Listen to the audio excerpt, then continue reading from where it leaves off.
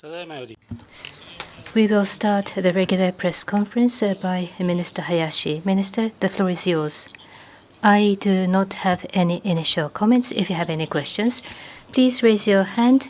Please wait until you're invited. Come forward to the microphone and tell us your name and organization. Yosa-san, NHK.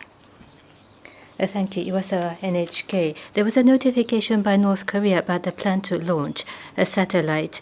The high official of the Labour Party said that by next month they will launch a new type. Have you made a protest? I would like to know the response of the Foreign Ministry. If there is a launch, would you be requesting the convocation of UN Security Council emergency session? On the 29th of this month, North Korea notified that between May 31 to June 11 that they will launch ballistic missile, which they call a satellite. I am aware of the notification, including the repeated launches of ballistic missiles so far, and the series of North Korea's acts is a threat to peace and security of our country, the region, and the international community. If North Korea does dare to launch a ballistic missile, which they call satellite, this is a serious provocation against the security of our country. And even if North Korea might call it a satellite, this is a violation of relevant UN Security Council resolutions that prohibit North Korea from all launches using ballistic missile technology. In response to the notification on the 29th, Mr. Funakoshi, DG of Asia-Oceania Bureau, joined the Japan-US ROK telephone conference on North Korea. They have affirmed that they will strongly ask North Korea for self-restraint, and they reaffirmed the close collaboration between Japan-US, Japan-ROK, and Japan-US ROK. I would like to refrain from going into details, but we have been calling upon North Korea for self-restraint. As for future responses, I do not want to make any premature judgment, but Japan's position is that we will closely communicate with the United States, ROK, and other countries, including response at the Security Council, and we will continue to call on North Korea to self-restraint on provocations and full compliance of relevant UN Security Council resolutions. Next question, please. Katsurada-san from Kyodo News. Katsurada from Kyodo News. A related question about the talks between Japan and North Korea. Prime Minister Kishida, for the purposes of resolving the abduction issue, he showed his intention and willingness to have high-level talks, directly reporting to the Prime Minister. Now, North Korea is notifying ballistic missile launch, which they call a satellite launch. Deterrence by Japan, US, and Korea is needed. How does Japan intend to deal with this dialogue with North Korea? Now, in response to North Korea, on the 27th, there was the national rally held, and the Prime Minister said the following, which is that based on Japan-North Korea Pyongyang Declaration, the aim is to have a comprehensive resolution of various issues, including abduction, nuclear and missile, and to resolve unfortunate past, to realize normalization of Japan-North Korea ties. But while the families of abductees are now advanced in age, there are time limitations. This is a human rights issue that we cannot waste any time on.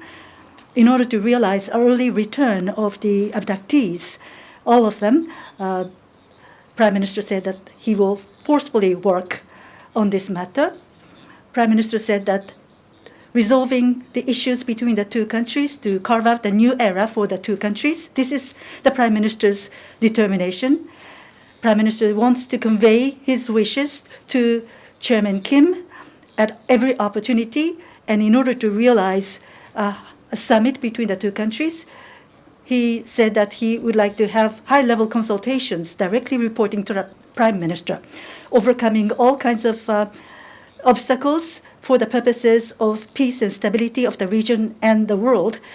Prime Minister said that he would like to make bold decisions. Mr. Zaripan, Orient News. Thank you. Mr. Zaripan, Orient News and Harvard News Japan. My question is about the results of Hiroshima summit. It seems that this summit has reinforced the nuclear status quo based on the nuclear umbrella and deterrence. With that, the goal of nuclear-free world set up by Prime Minister Kishida and his government seems unrealistic when 6 nuclear states, Russia, China, and North Korea, and India, Pakistan, and Israel, were not included in the outreach countries in the summit. So with what impact, if any, holding the summit in Hiroshima had on the anti-nuclear weapons movement? Thank you. はい。 As the international security environment is becoming increasingly severe, at the G7 summit, they have issued the first standalone G7 leaders statement on nuclear disarmament titled the G7 Leaders Hiroshima Vision, and they have reaffirmed the G7 leaders' commitment towards the realization of a world without nuclear weapons. And I observe that they have been successful to raise the international community's momentum once again. In this Hiroshima vision, the G7 leaders have reaffirmed their commitment to a world without nuclear weapons, and as long as nuclear weapons continue to exist, the G7's recognition on the role of the weapons in terms of security has been presented. And having said that, with regard to China and Russia, they have expressed concerns about the recent movements, and they have called upon them to comply with the obligations under the NPT and called upon substantial engagement at relevant fora. They have also called upon all countries, including countries outside of the NPT, to raise a political interest once again over FMCT, and also called upon all countries to declare and maintain a moratorium on nuclear testing. The position of Japan is we will respond appropriately to the realistic security threat in front of us, and we will use the Hiroshima vision as a strong step, and we will steadily implement the endeavors under the Hiroshima Action Plan, and we will continue to reinforce realistic and practical endeavors. Next question. This is going to be the last question. Nakajima-san from TBS. Nakajima from TBS. North Korea. Satellite launch is my question. North Korea is saying that this is a military reconnaissance satellite. What is the position of the Japanese government? And in terms of the impact it has on security of Japan as well as the world. As I said earlier, on the 29th, from North Korea, from May 31st to June 11th, they said that they would launch a ballistic missile that they call a satellite. So we have received that notification. So far, there has been repeated launches of ballistic missiles. This series of actions by North Korea is something that threatens peace and security of the region, Japan, as well as the international community.